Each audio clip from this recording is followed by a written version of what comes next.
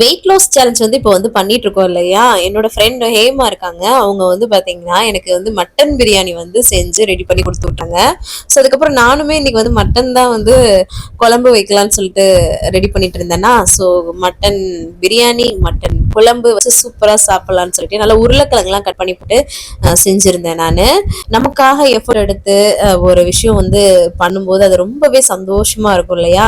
So இன்னைக்கு வந்து நான் வெயிட் லாஸ் சேனல் பண்ணலங்க. இன்னைக்கு வந்து சீட் டே மாதிரி நல்லா மட்டன் பிரியாணி, மட்டன் குழம்பு, அப்புறம் வெங்காயம் தயிர் பச்சடிலாம் வச்சு சூப்பரா வந்து சாப்பிட்டேன் நானு.